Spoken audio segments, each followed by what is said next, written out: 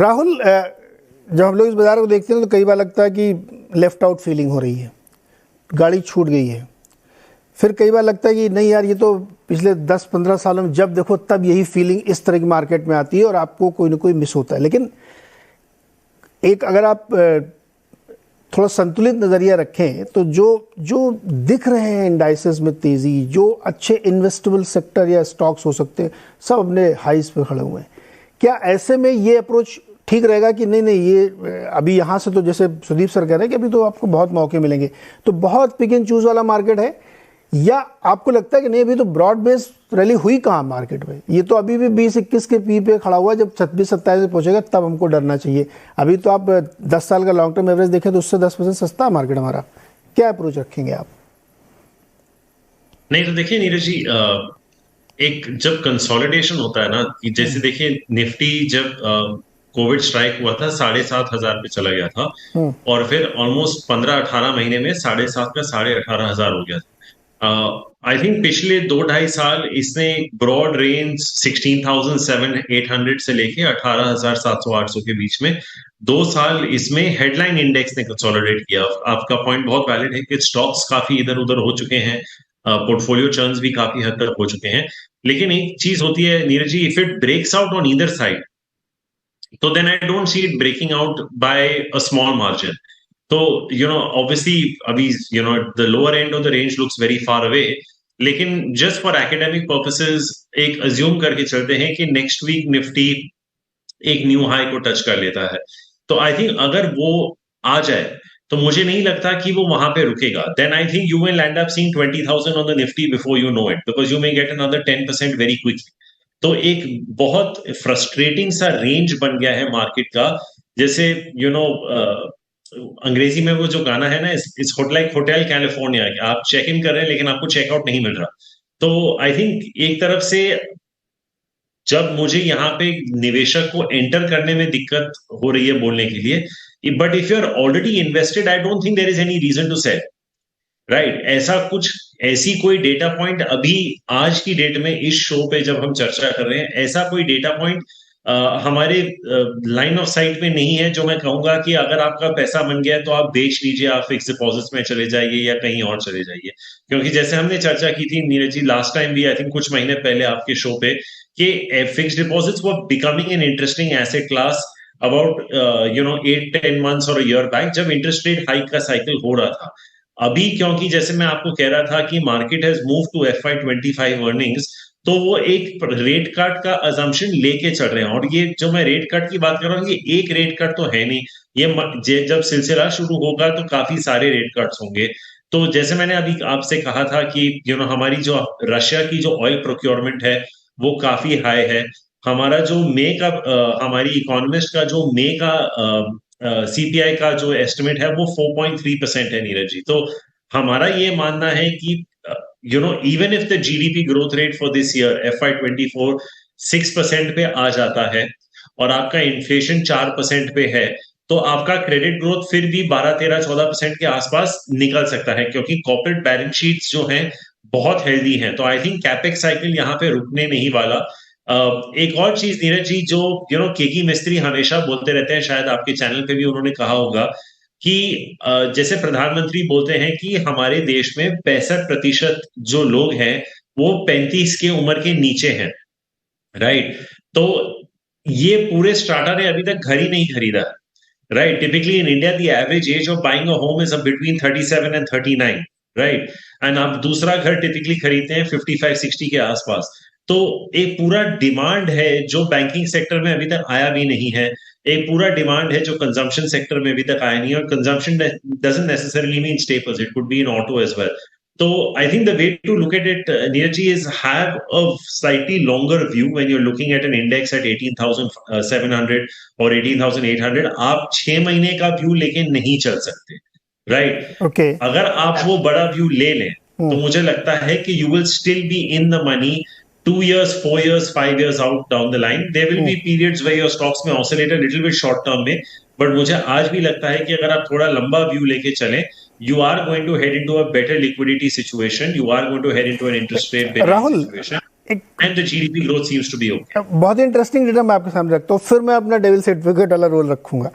Bloomberg ने एक बहुत अच्छा डेटा रखा, उसने अर्निंग्स, अब नेक्स्ट लेग क्या होगा, अर्निंग्स आनी चाहिए तभी तो आप आगे बढ़ेंगे, वरना पी एक्सपेंड कैसे होगा आपका।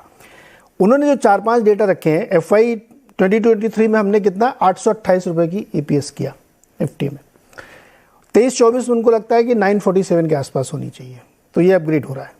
फिर 24-25 में 1100 का वो दे रहे हैं EPS, और 25-26 में 1150 का। तो अगर हम इस साल का ही लें कि करंट फाइनेंशियल ईयर में अगर हम 940-45 के आसपास लेके आते हैं, तो निफ्टी का रफ टारगेट बैठता है 20,890। तो 20,890 का टारगेट तो वो FY 24 यानी 31 मार्च 2024 में ही दे रहे हैं। लेकिन इस पूरी जर्नी के बीच में कैच है कि 100 रुपये की EPS आपकी बढ़नी चाहिए निफ्टी की। कंसिडरिंग रिजल्ट जो हमारा अभी सीजन गया है, उसमें NSE 500 के स्टॉक्स में से 51% स्टॉक है जिन्होंने बेटर रिजल्ट दिया एस्टिमेट से, 49% ने नीचे दिए हैं। क्या यही ट्रिगर होगा या फिर हम एक फ्यूचरिस्टिक फैंसी में रैली बनाएंगे? राहुल, ये मेरे लिए था नीरज जी? हाँ, ये आपके लिए। नहीं तो आई थिंक नीरज जी देखिए, जब आप पोजिशनिंग की बात करते हैं मार्केट में, मैं ये मानता हूं कि 7,500 निफ्टी पे भी स्टॉक्स महंगे होंगे और 18,500 पे भी सस्ते होंगे, ये आप मान के चलिए, राइट। क्योंकि जैसे आप निफ्टी की जो EPS की बात कर रहे हैं, देखिए अगर आप फ्यूचर्स एंड ऑप्शंस कर रहे हैं तो ही आप निफ्टी खरीदते हैं, बाकी आप स्टॉक्स खरीद रहे हैं। Fair point. तो हमें ये देखना है कि यहां से अर्निंग्स ग्रोथ, ये जो आपने आंकड़े दिए, ये कौन दे सकता है आपको, राइट। सबसे बड़ी बात जो आप नीरज जी, हम जो नजरअंदाज नहीं कर सकते कि it may not be necessarily a top line story for India, जो कि आपको 15-20% की टॉप लाइन मिले, but we are getting into a situation जहां आपका मार्जिन एक्सपेंशन बहुत हेल्दी होने वाला है, राइट। तो I think across the board, चाहे आप ऑटोज को ले लें, फार्मा कंपनीज को ले लें, कंज्यूमर कंपनीज को ले लें, सीमेंट कंपनीज को ले लें, इंफ्रा कंपनीज को, मेरे हिसाब से अगर आप FY 24-25 के मार्जिन देखें, ये 200 से हमारे यूनिवर्स में 200 बेसिस पॉइंट से 500 बेसिस पॉइंट का मार्जिन एक्सपेंशन आने वाला है। अगर आपका मार्जिन एक्सपेंशन आ रहा है, तो इसका मतलब आपकी प्रॉफिट ग्रोथ उन सेक्टर्स में जहां पे रॉ मटेरियल के भाव बहुत कम हो रहे हैं, वो ऑब्वियसली 15 से 20% होंगे, राइट। इसका ये भी मतलब है कि रिटर्न ऑन इक्विटी भी बढ़ेगी, तो then you are okay, because liquidity situation is going to be better, कि वैल्यूएशंस इनके बढ़ते जाएं।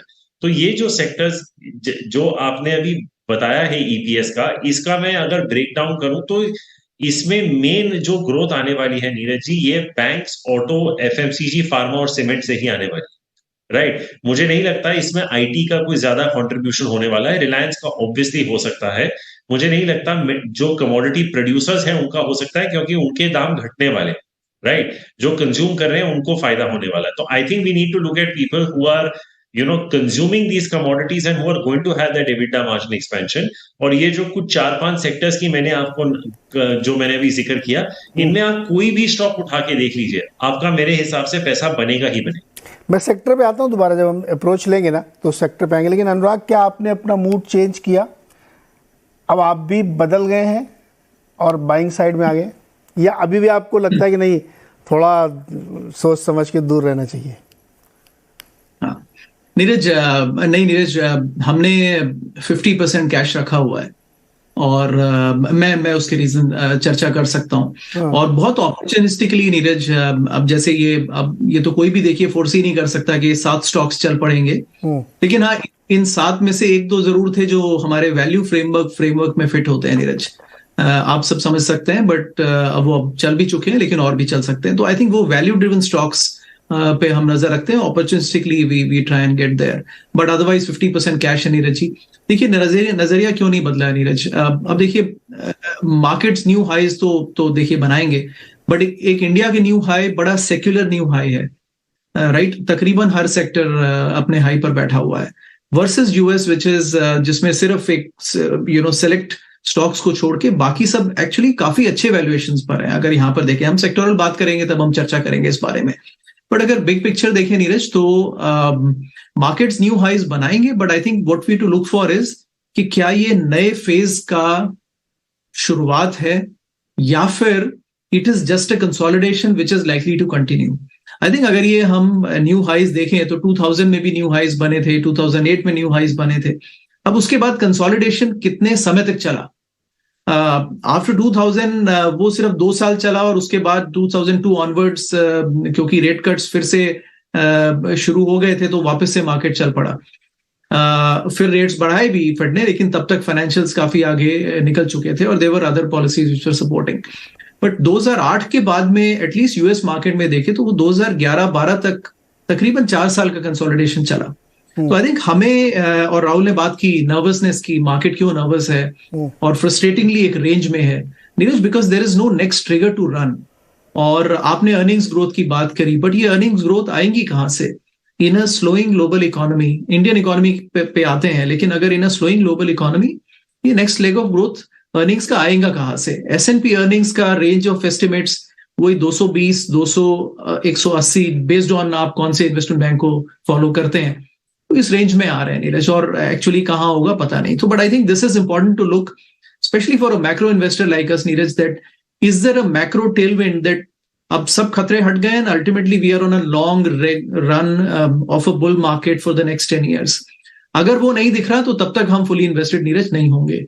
And finally I think Neeraj you know the situation has come in. अब इसको अलग देखने के नजरिए हो सकते हैं, लेकिन ये सिचुएशन काफी सालों बाद आई है जब इंटरेस्ट रेट्स बढ़ा के यूएस को इन्फ्लेशन कंट्रोल करना पड़ रहा है। I think this is not going to go very easily. I think it will be futile to think कि ये एकदम बहुत आसानी से ये तो एक और बहुत अच्छी सिचुएशन बन रही कि जब हाई इंटरेस्ट रेट पर मार्केट इतना बॉयंस है, तो जैसे राहुल ही कह रहे थे कि अब तो आगे से 6 महीने बाद कटना शुरू होंगे, तो सोचिए मार्केट कितना बम बम हो जाएगा। उसको तो और मजा आएगा कि देखो हमने तो हाई पे भी अपने आप को सस्टेन कर रखा, अब तो कट रहे हैं। कमोडिटी प्राइसेस 6 मंथ लो पे चले गए हैं, स्पॉट प्राइसेस आप देखें तो और ज़्यादा मार्जिन एक्सपेंड होंगे। तो मार्केट के लिए आगे का समय बहुत अच्छा आ रहा है, ऐसा लगता है मेरे को कि मार्केट इस बात को शायद डिस्काउंट कर रहा होगा कि क्यों छोड़ना अपनी पोजीशन, जब 6 महीने बाद रेट काटनी ही है उनको, तो और ज़्यादा तेज़ी बनेगी। एक छोटा सा ब्रेक लेता हूँ मैं सर यहाँ पे। ब्रेक से वापस आएंगे तो सीधे सेक्टर्स की बात करेंगे और इंडिया स्पेसिफिक की जो रैली आई है अभी, उनमें जो टॉप इन्वेस्टेबल सेक्टर्स हैं वहाँ रैली आ चुकी है। लेकिन राहुल ने एक बहुत इंटरेस्टिंग बात कही, उस सेक्टर में कुछ भी खरीद लो आप, मैं वो थोड़ा सा पड़ताल करने की कोशिश करूँगा। छोटे से ब्रेक के बाद वापस